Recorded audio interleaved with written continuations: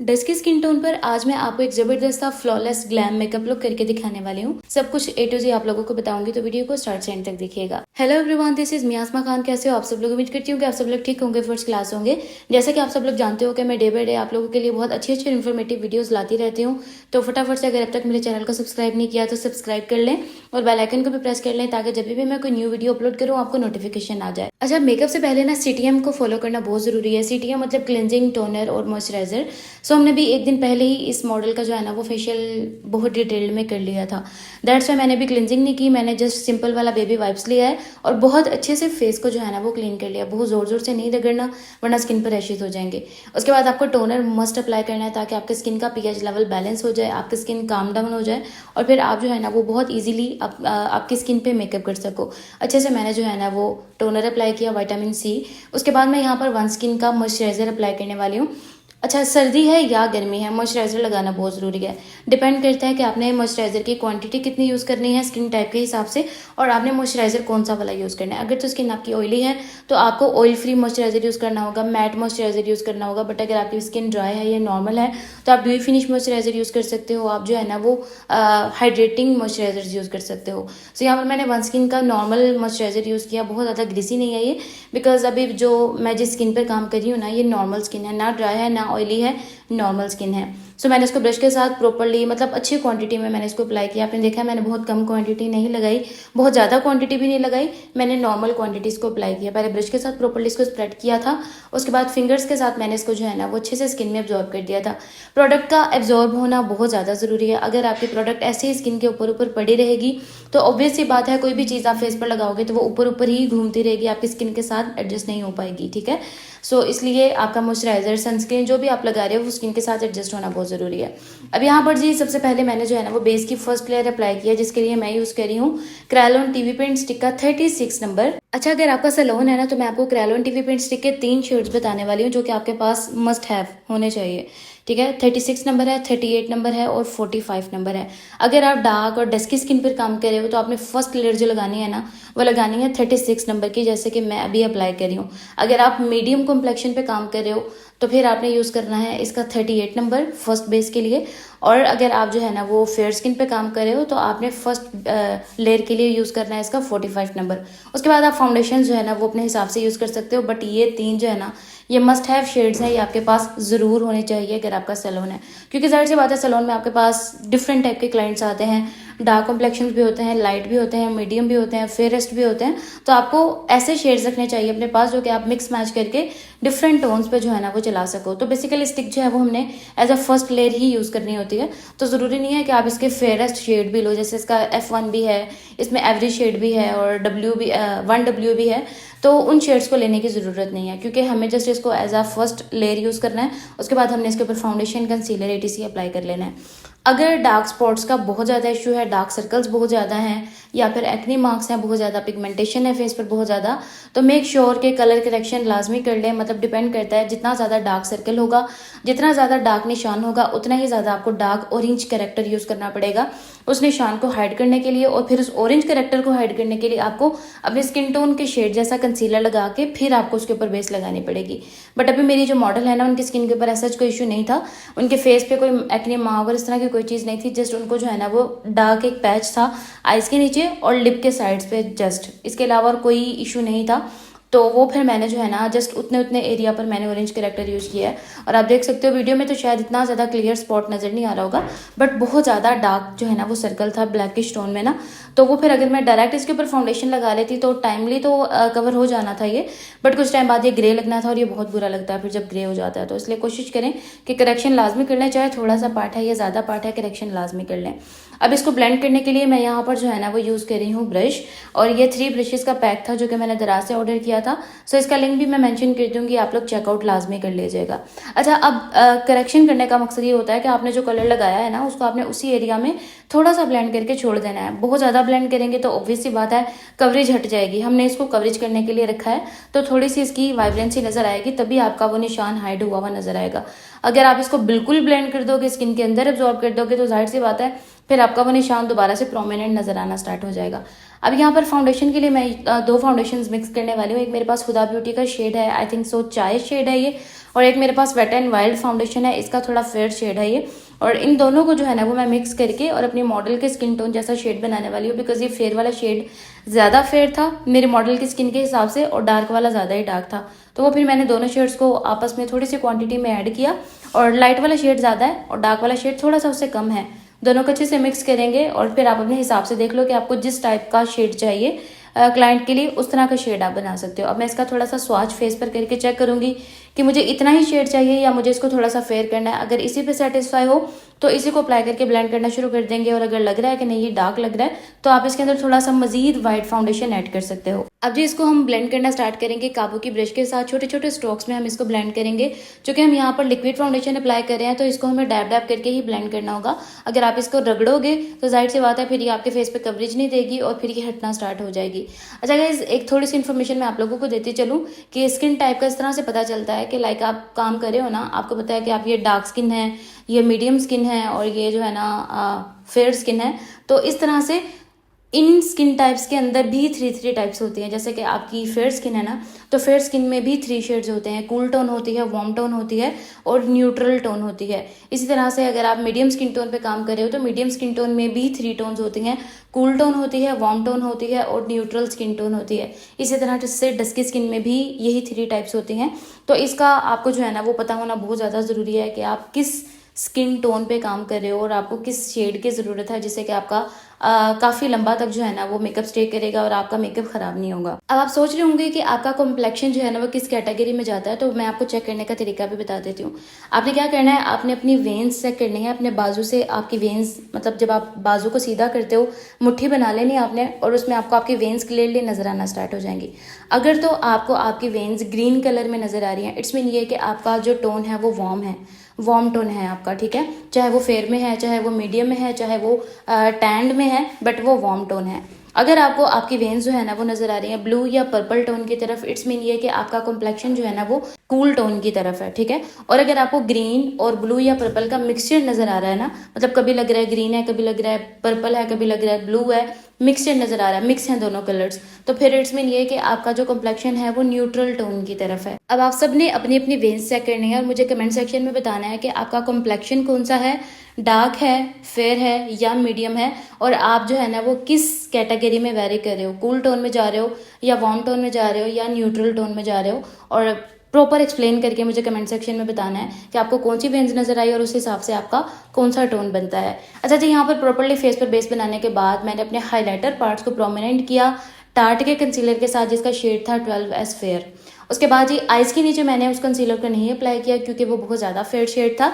Eyes के नीचे मैं थोड़ा सा जो है ना वो अपनी स्किन टोन जैसा कंसीलर ही अप्लाई करूँगी, बिकॉज आपके जो डार्क पार्ट्स होते हैं उनको आप अपनी स्किन टोन में ही रखोगे तो वो स्टे करेंगे, अदरवाइज वो ग्रे लगना स्टार्ट हो जाएंगे। तो यहाँ पर मेरे पास जो है ना वो BBA का कंसीलर था और आई थिंक सो इसका बेज शेड है जो कि मैं भी यूज़ कर रही हूँ। तो आइज़ के नीचे आपको 2 लाइन्स अप्लाई करनी है, ऐसे ही जैसे कि अभी आपने देखा मुझे अप्लाई करते हुए, और फिर इसको बहुत अच्छे से ब्लेंड कर देंगे। और आप देख सकते हो कि एकदम से जितने भी डार्क स्पॉट्स थे, जितने भी डार्क सर्कल्स थे, वो इंस्टेंटली गायब हो गए हैं, ठीक है।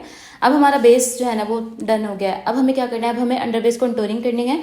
सो मैं यहाँ पर लिक्विड ब्लश यूज़ करने वाली हूँ फोकलेवर का, और फोकलेवर के ब्लशेस बहुत अच्छे हैं, इसमें बहुत सारे कलर्स भी हैं, 4 शेड्स हैं इसके अंदर, पिंक कलर भी है, पीच कलर भी है, ऑरेंज कलर भी है और इस तरह से स्किन कलर भी है। तो 4 शेड्स इसमें अवेलेबल है, मैं लिंक मेंशन कर दूँगी डिस्क्रिप्शन बॉक्स में, आप लोग चेकआउट कर लेना, ठीक है। अच्छे से डॉटेड फॉर्म में इसको अप्लाई करेंगे, क्वांटिटी बहुत ज़्यादा नहीं लगानी क्योंकि ऑब्वियस सी बात है कि एक लिक्विड चीज़ है, अगर बहुत ज़्यादा क्वांटिटी अप्लाई कर दोगे तो ब्लेंड करते करते पूरा का पूरा फेस आपका जो है ना वो लालम लाल हो जाएगा, फिर वो अच्छा नहीं लगेगा, हैंडल भी नहीं होगा। तो क्वांटिटी इतनी सी अप्लाई करें कि उसको हैंडल करना आसान हो आपके लिए। अच्छे से ब्लशन को ब्लेंड करने के बाद अब मैं यहाँ पर बेस को फिक्स करने वाली हूँ हुदा ब्यूटी के पाउडर के साथ। दिस इज़ बेकिंग पाउडर, इतना कोई ज़बरदस्त लाइट वेट पाउडर है ना ये कि मज़ा आ जाता है इसको अप्लाई करने का। इसका वनीला शेड है जो कि अभी मैं यूज़ कर रही हूँ। सो सबसे पहले आपने क्या करना है, आपके फेस पर अगर कोई डीप लाइंस का इशू है, जैसे लाफ लाइंस होती हैं या फिर आइज के नीचे रिंकल्स बन जाते हैं, उन लाइंस को आपने पहले स्मूथ करना है ब्लेंडर के साथ। उसके बाद आपने उसके ऊपर पाउडर अप्लाई करना है। ऐसा नहीं है कि लाइंस प्रोमिनेंट हो रही हैं और आपने उसके ऊपर ही पाउडर लगा दिया तो जाहिर सी बात है फिर वो लाइंस वहीं पर फिक्स हो जाएंगी और वो थ्रू आउट द इवेंट ऐसे ही नजर आती रहेंगी, बुरी लगेंगी, आपका क्लाइंट भी सेटिस्फाई नहीं होगा और आपके दिल में भी एक वहम रह जाएगा कि वो लाइंस पता नहीं मुझसे क्यों नहीं हाइड हुई। तो इसलिए कोशिश करें कि पहले इन लाइंस को स्मूथ कर लें, उसके बाद पाउडर अप्लाई करेंगे तो वो प्रॉपर्ली हाइड हो जाएगा। बस ये जितना भी एक्सेसिव पाउडर है उसको फैन ब्रश के साथ इस तरह से डस्ट ऑफ कर देंगे। अब हमें करनी है जी कंटूरिंग। सो कंटूरिंग के लिए मैं यहाँ पर क्रिस्टीन का कॉन्टोर पैलेट यूज करने वाली हूँ। 4 कलर्स इसके अंदर अवेलेबल है, डार्केस्ट टोन्स भी अवेलेबल है, लाइटेस्ट टोन भी अवेलेबल है। तो आपको डार्कर कलर्स को चूज नहीं करना, कभी भी डार्कर कलर को आपने यूज नहीं करना फेस को कंट्रोल करने के लिए, वरना आपका फेस जो है ना वो बिल्कुल ब्लैक सा और ब्लैक पैचेस नजर आना स्टार्ट हो जाएंगे और ये कलर लगते ही जम जाएगा, अच्छा नहीं लगेगा। इन डार्क वाले कलर्स को आपने हमेशा आईज के ऊपर यूज करना है और जो ये लाइट वाले 2 टोन्स हैं इनको आपने जो है ना वो अपने फेस कंटूरिंग के लिए यूज करना है। सो फेस को अकॉर्डिंग टू द शेप आपने जो है ना वो कंटूर करना है कि आप फेस को लंबा दिखाना चाह रहे हो या आप फेस को स्लिम दिखाना चाह रहे हो, गोल दिखाना चाह रहे हो, उस हिसाब से आपने फेस की कंटूरिंग करनी है। नोज अगर आपका मोटा है, जैसे कि अभी मेरे मॉडल का आप नोज देख सकते हो कि थिक है ना, तो आपको इसको थोड़ा स्लिम दिखाना पड़ेगा। अगर आप इसको जो है ना वो प्रॉपर्ली कंट्रोल नहीं करोगे तो रियल में तो इतना अजीब नहीं लगेगा, बट पिक्चर्स में नाक जो है ना वो काफ़ी बड़ा आएगा तो अच्छा नहीं लगेगा। क्योंकि जाहिर सी बात है जब आपने बेस लगाई होती है तो बेस लगाने के बाद फीचर्स सारे के सारे दब जाते हैं, फिर आपने उनको कंटूरिंग ब्लशन इस तरह से लगाने के बाद आपने इन फीचर्स को दोबारा से इन्हेंस करना होता है अकॉर्डिंग टू योर चॉइस। आपने फीचर्स को जो है ना वो सामने लाना होता है, ठीक है। सो अब मैं यहाँ पर क्रिस्टीन का ही ब्लश पैलेट यूज़ कर रही हूँ। इसके अंदर से मैंने बहुत ही प्यारा सा पिंक कलर उठाया और इसके साथ जो है ना वो हम ब्लश अप्लाई कर रहे हैं। इसके अंदर हल्का सा शिमर इफेक्ट भी ऐड है, तो आप देख सकते हो कि कितना खूबसूरत लग रहा है ये अप्लाई होने के बाद। अब जो हमें यहाँ पर अप्लाई करना है हाईलाइटर। सो हाईलाइटर के लिए मैं यूज़ करने वाली हूँ अनास्ताशिया का ये हाईलाइटर पैलेट। बहुत ही ज़बरदस्त और अमेजिंग कलर्स हैं इसके अंदर, 4 कलर्स हैं, एक से बढ़कर एक कलर इसके अंदर अवेलेबल है और एक बड़ा ही प्यारा सा जो है ना वो पर्पल पिंकिश इफेक्ट में भी इसके अंदर ब्लशन है, जो कि दिखने में तो आपको ब्राउन नजर आ रहा होगा बट अप्लाई होने के बाद ये बड़ा ही खूबसूरत लगता है। मैं नेक्स्ट जो मैंने शूट किया है ना तो वो मैं इंशाल्लाह आप लोगों के साथ इसी हाईलाइटर के साथ शेयर करूंगी। आप देखना कि ये कितना अमेजिंग लगता है और उसकी शॉर्ट वीडियोस जो है ना वो मैं पोस्ट कर भी चुकी हूँ। आप लोगों ने अगर मुझे फॉलो किया हुआ है इंस्टाग्राम पे सो लाजमी आपने उसको देखा होगा, पर्पल कलर का ड्रेस पहना हुआ है मॉडल ने। सो मैं इंशाल्लाह उसका डिटेल्ड वीडियो भी आप लोगों के साथ शेयर करूंगी इस वीडियो के बाद इंशाल्लाह। सो अच्छे कमेंट किया करें और चैनल को सब्सक्राइब कर लें ताकि आपको नोटिफिकेशंस मिले और मैं आप लोगों के लिए इसी तरह की अच्छी वीडियोज़ लाती रहूँ, आपका फ़ायदा होता रहे। मिलाने का मेकअप फिक्सर मैं यहाँ पर यूज़ करने वाली हूँ। इसके अंदर SPF भी है और ये बड़ा अच्छा सा ग्लोई फिनिश दे देता है आपको। अच्छे से फिक्सर अप्लाई करने के बाद तकरीबन 5 मिनट तक आपने वेट करना है ताकि अच्छे से मेकअप आपका फिक्स हो जाए। अचानक से आपने लगाते ही फेस पे हाथ टच नहीं करना, वरना फिर आपके जो है ना वो फिंगरप्रिंट्स फेस पे लगना स्टार्ट हो जाएंगे, ठीक है। 5 मिनट स्टे देना है या फिर फैन के साथ अच्छे से इसको ड्राई कर लेना है, उसके बाद आपने मेकअप स्टार्ट करना है। अच्छा, अब यहाँ पर जो है ना वो मैं अपनी आईब्रोज को करने वाली हूँ फिल, जिसके लिए मैंने मुसरत मिसबा का आईब्रो पैलेट लिया है और मैंने जो है ना वो इसके डार्कर और लाइटर दोनों कलर्स को मिक्स करके मीडियम टोन बनाया है और उस टोन के साथ मैं यहाँ पर जो है ना वो अपनी आईब्रोज को शेप दे रही हूँ। अब यहाँ पर आपकी मर्जी है कि आप अपनी आईब्रोज को मोटा करना चाह रहे हो, पतला करना चाह रहे हो या किस तरह से आप इसको बनाना चाह रहे हो। अब इनकी आईब्रोज की शेप भी जो है ना वो हमने थोड़ी देर पहले ही बनाई थी। आईब्रो को शेप करने के बाद स्पूली के साथ इसको आपने बहुत अच्छे से ब्लेंड कर लेना है, क्योंकि हमारे जो आईब्रो के एजेस है ना, स्टार्ट वाले एजेस, वो कभी भी शार्प नहीं लगने चाहिए वरना ये फिर बहुत ज़्यादा अवर लगते हैं। तो आपने यहाँ से स्पेशली अपनी आईब्रोज को बहुत अच्छे से स्पूली के साथ ब्लेंड कर लेना है। आईब्रोज को अच्छे से डन करने के बाद मैंने सेम वही वाला ब्लश कलर जो कि मैंने अपने चीक्स पर अप्लाई किया था उसी कलर को मैं आईज के ऊपर अप्लाई कर रही हूँ। सो हम इसको दोनों आईज पर छोटे छोटे स्ट्रोक्स देंगे और फिर ब्रश के साथ इसको बहुत अच्छे से ब्लेंड कर देंगे। जैसे हमने आईज के ऊपर जो है ना वो कंटूरिंग करनी होती है ना एक लाइट कलर की, तो हम इस कलर को उस तरह से यूज़ करेंगे। आप देख सकते हो कि कितना ईजिली ये ब्लेंड भी हो रहा है। चूंकि ये लिक्विड फॉर्म में है तो आपने इसको ऐसे ही नहीं छोड़ना, वरना जाहिर सी बात है जब आप आईज खोलोगे तो आईज के ऊपर क्रीज बन जाएगी। तो आपने इसको जो है ना वो बाद में पाउडर कलर के साथ जो है ना वो ब्लेंड लाजमी करना है। तो क्रिस्टीन का ही जो ब्लश कलर था जो कि मैंने फेस पर भी यूज़ किया था, सेम कलर को जो है ना वो मैंने छोटे साइज वाले आई ब्लेंडिंग ब्रश के साथ उठाया और प्रॉपर्ली हम इसको जो है ना वो आईज के ऊपर आई ब्लेंडिंग के लिए यूज़ करेंगे और छोटे छोटे स्ट्रोक में काम करेंगे। क्योंकि नीचे लिक्विड अप्लाई हुआ है तो आपने इसको जो है ना वो इस तरह से डैब डैब करके ही अप्लाई करना है। अगर आप इसको रब करोगे तो ये अच्छे से ब्लेंडिंग हो पाएगा, क्योंकि इसके नीचे लिक्विड अप्लाई हुआ है तो ये उसके ऊपर जो है ना वो आपको ब्लेंडिंग में इशू क्रिएट करेगा। तो इसलिए इसको थोड़ा थोड़ा सा डैब कर लें और फिर जब अच्छे से सरफेस क्लीन हो जाए, स्मूथ हो जाए, फिर इसको आप जो है ना वो साथ ही साथ इस तरह से ब्लेंडिंग भी कर सकते हो। अच्छे से ब्लेंडिंग करने के बाद हम जो है ना वो डिपेंड करता है कि आप कोई आउटर कॉर्नर पर डार्क कलर का टच देना चाह रहे हो तो आप वो भी दे सकते हो। सेम कलर को मैंने जो है ना वो एक बिल्कुल फ्लैट ब्रश के साथ आईज के नीचे अप्लाई किया, ठीक है। क्लाइंट को बोला है कि बिल्कुल ऊपर की तरफ देखें, आसमान की तरफ, और आप इस तरह से आराम से आइज के नीचे कलर अप्लाई कर सकते हो।